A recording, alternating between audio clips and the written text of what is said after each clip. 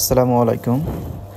আজকের ভিডিওটা জানতে পারবেন আপনারা রোমানিয়াতে আসার পরে কিভাবে ড্রাইভিং লাইসেন্স করবেন, অথবা আপনাদের যদি আগের লাইসেন্স থেকে থাকে, বাংলাদেশের লাইসেন্স থেকে থাকে, তাহলে সেটা কিভাবে কনভার্ট করতে হবে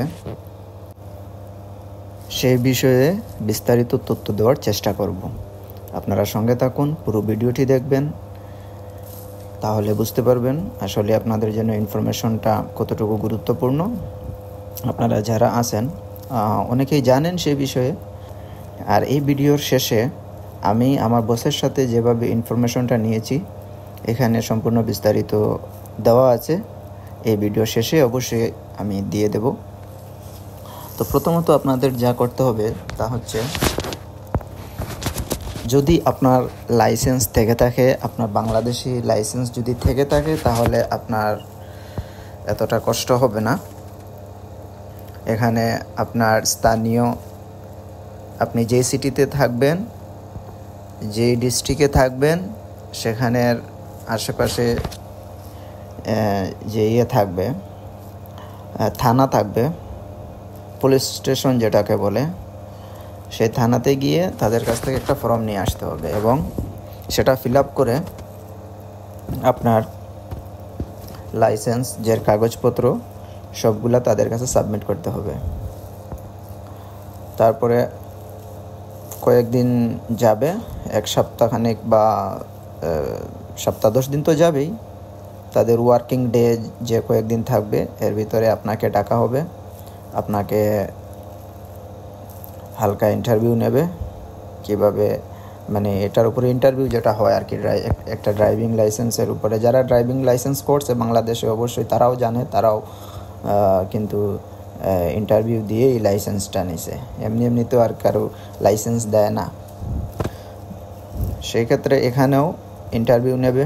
ইন্টারভিউ নেওয়ার পরে যদি দেখে না ঠিক আছে, আপনার সব কিছু ওকে, তাহলে আপনাকে কি করবে, ওই আপনার লাইসেন্স কনভার্ট করে রোমানিয়ার লাইসেন্সের অ্যাপ্রুভ করে দেবে যে আপনি এই দেশেও গাড়ি চালাতে পারবেন। এখানে আরেকটা কথা আছে, এখানে আমার বস যেটা বলছে যে যখন রোমানিয়াতে হবে, লাইসেন্স কনভার্ট হবে, তখন যেন বলে যে বোথ, মানে বাংলাদেশ এবং রোমানিয়াতে দুখানেই যেন সে চালাইতে পারে, এইরকম করে যেন সে কনভার্ট করে দেয়। এই হচ্ছে সিস্টেম। এই ভিডিও শেষের দিকে আমি আমার বসের যে ভিডিওটা সেটা আমি অবশ্যই দিয়ে দেব। আর যারা নতুন, মনে করেন লাইসেন্স নাই, আপনি নতুন লাইসেন্স করতে যাচ্ছেন, সেক্ষেত্রে আপনাকে আপনি যে স্থানে থাকবেন সেখানে আপনি গুগলে সার্চ করবেন অথবা ম্যাপে সার্চ করবেন নেয়ারমি ড্রাইভিং স্কুল। সেখানে মানে স্থানীয় কোনো ড্রাইভিং স্কুলে আপনাকে ভর্তি হতে হবে, সেখান থেকে আপনাকে ড্রাইভিং লাইসেন্স কালেক্ট করতে হবে। সেক্ষেত্রে কিন্তু 6 মাসও লেগে যেতে পারে এবং অনেক কষ্টের ব্যাপার আছে, অনেক কষ্ট হবে। সো এই হচ্ছে আমার ইনফরমেশন।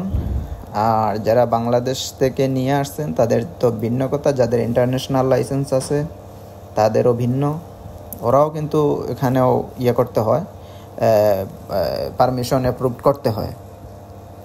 দ্যাটস এতটুকুই আজকের ভিডিও ছিল। আর আমার বসের সাথে আমি বসকে জিজ্ঞাসা করেছিলাম যে কিভাবে ড্রাইভিং লাইসেন্সটা নেব, সেক্ষেত্রে সে কিন্তু এখানে ইনফরমেশন দিয়ে দিয়েছে। সেটা ইংলিশে আছে, বাট একটু নয়েজ আছে, সেটা আপনি একটু কষ্ট করে হলেও দেখে নিয়েন। ধন্যবাদ আজকের ইনফরমেশন দেখার জন্য। International license accept here? Driving license, we have to change it to Romanian one. First, we need some documents from immigration center for you, and after we solve this problem with documents, with visa and everything, then you can apply for a Romanian driving license. You just have to go to the police with your driving license, sign some documents. They will give you a proof available 14 days that yes, you have B category, and in 14 days you will receive a Romanian driving license, which you can drive everywhere in Europe and America. Okay.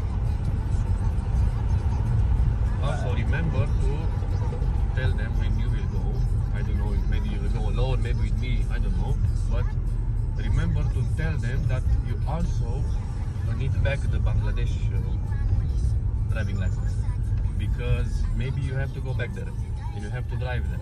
Yeah. Okay, and Romanian driving license is it's not accepted in Bangladesh.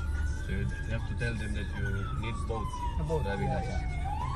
Yes, they can take the one from Bangladesh until they in that 14 days until they check everything and make you a Romanian driving license. Then they have to give it back. You just have to tell them this.